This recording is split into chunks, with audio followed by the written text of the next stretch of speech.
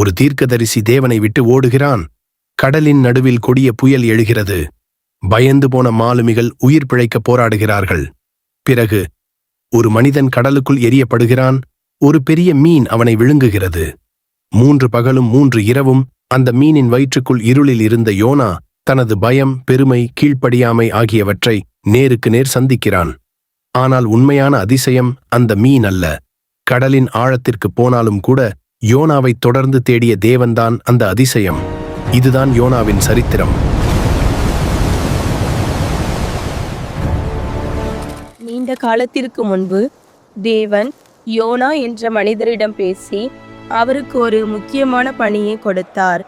தேவன் பெரிய நகரமான நினிவேக்கு சென்று அங்குள்ள மக்களை எச்சரிக்கை செய், அவர்களுடைய அக்கிரமம் என் சந்நிதியில் வந்துள்ளது என்று கூறினார். ஆனால் யோனா தேவனுக்கு கீழ்ப்படிய விரும்பவில்லை. நினிவேக்கு செல்வதற்கு பதிலாக அவர் ஓடிப்போக முடிவு செய்தார். அவர் ஒரு துறைமுகத்திற்கு சென்று எதிர் திசையில் செல்லும் ஒரு கப்பலை கண்டார்.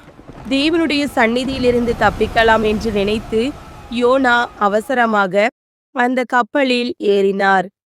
கப்பல் கடலில் பயணித்துக் கொண்டிருக்கும் போது தேவன் ஒரு பெரிய புயலை அனுப்பினார். பலத்த காற்று வீசியது. பெரிய அலைகள் கப்பலை மோதி அதிரச் செய்தன. மாலுமிகள் மிகவும் பயந்தார்கள். அவர்கள் கப்பலை காப்பாற்ற எவ்வளவோ முயன்றார்கள். ஆனால் புயல் இன்னும் மோசமாகிக் கொண்டே போனது. மாலுமிகள் பயத்தில் அலறிக் கொண்டிருக்கும் போது யோனா கீழ்த்தளத்தில் தூங்கிக் கொண்டிருந்தார். கப்பலின் தலைவர் அவசரமாக அவரிடம் வந்து, இப்படி ஒரு நேரத்தில் எப்படி தூங்க முடியும்? எழுந்து உன் தேவனை நோக்கி ஜெபி என்று கத்தினார்.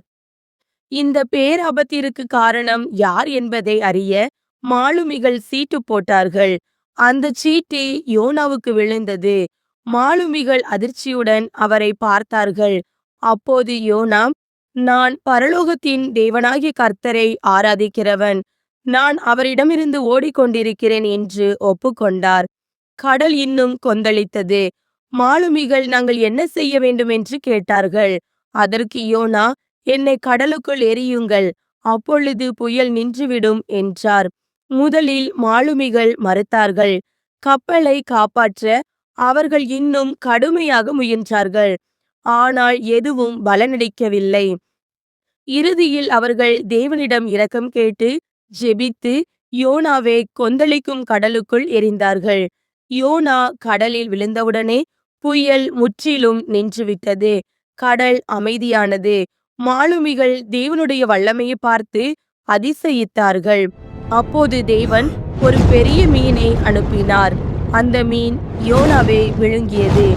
யோனா 3 நாட்களும் 3 இரவுகளும் அந்த மீனின் வயிற்றுக்குள் இருந்தார். அந்த இருளில் தன் தவறை உணர்ந்தார். அவர் முழு இருதயத்துடன் தேவனை நோக்கி ஜெபித்து மனம் திரும்பினார். தேவன் யோனாவின் ஜெபத்தை கேட்டார்.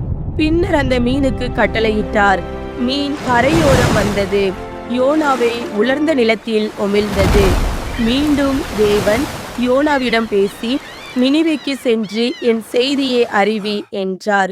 இந்த முறை யோனா கீழ்ப்படிந்தார். யோனா பெரிய நினிவே நகரத்திற்கு சென்று நியாய தீர்ப்பு வரப்போகிறது என்று மக்களை எச்சரித்தார். மக்கள் அந்த எச்சரிக்கையை கவனமாக கேட்டு நம்பினர். பெரியவர்களிலிருந்து சிறியவர்கள் வரை அனைவரும் தங்களை தாழ்த்தி உபவாசித்து தேவனிடம் இரக்கம் கேட்டார்கள். அரசனும் தன் ராஜ வஸ்திரத்தை கழற்றி சாம்பலில் உட்கார்ந்து முழு நகரமும் மனம் திரும்ப வேண்டும் என்று கட்டளையிட்டான்.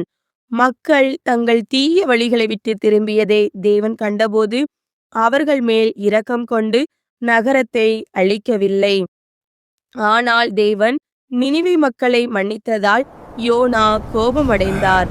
அவர் நகரத்திற்கு வெளியே மனக்கசப்புடனும் குழப்பத்துடனும் அமர்ந்திருந்தார். அப்போது தேவன் யோனாவுக்கு இரக்கத்தையும் அன்பையும் பற்றிய ஒரு முக்கியமான பாடத்தை கற்பித்தார். யோனாவுடைய தலையின் மேல் நிழல் உண்டாயிருக்கவும் அவனை அவனுடைய மனமடிவுக்கு நீங்களாக்கவும் தேவனாகிய கர்த்தர் ஒரு ஆமணக்கு செடியை முளைக்க கட்டளையிட்டு அதை அவன் மேல் ஓங்கி வளர பண்ணினார். அந்த ஆமணக்கின் மேல் யோனா மிகவும் சந்தோஷப்பட்டான். மறுநாளிலோ கிழக்கு வெளுக்கும் நேரத்தில் தேவன் ஒரு பூச்சியை கட்டளையிட்டார். அது ஆமணக்கு செடியை அரித்து போட்டது. அதனால் அது காய்ந்து போயிற்று. சூரியன் உதித்தபோது தேவன் உஷ்ணமான கீழ்காற்றை கட்டளையிட்டார். அப்பொழுது வெயில் யோனாவுடைய தலையில் படுகிறதினால் அவன் சோர்ந்து போய் தனக்குள்ளே சாவை விரும்பி, நான் உயிரோடு இருக்கதை பார்க்கிலும் சாகிறது நலமாயிருக்கும் என்றான். அப்பொழுது தேவன் யோனாவை நோக்கி, நீ ஆமணக்கு நிமித்தம் எரிச்சலாயிருக்கிறது நல்லதோ என்றார். அதற்கு அவன், நான் மரண பரியந்தமும் எரிச்சலாயிருக்கிறது நல்லதுதான் என்றான். அதற்கு கர்த்தர், நீ பிரயாசப்படாததும் நீ வளர்க்காததும் ஒரு ராத்திரியிலே முளைத்ததும் ஒரு ராத்திரியிலே அழிந்து போனதுமான ஆமணக்குக்காக பரிதபிக்கிறாயே. வலது கைக்கும் இடது கைக்கும் வித்தியாசம் அறியாத 120,000 பேருக்கு அதிகமான மனுஷரும் அநேக மிருக ஜீவன்களும் இருக்கிற மகா நகரமாகிய நினைவைக்காக நான் பரிதபியாமல் இருப்பேனோ என்றார். இறுதியில் யோனா தேவனுடைய அன்பை பற்றி ஆழமாக சிந்தித்தார். மனிதர்களின் கோபத்தை விட தேவனுடைய இரக்கம் மிகவும் பெரியது என்பதை அவர் கொண்டார்.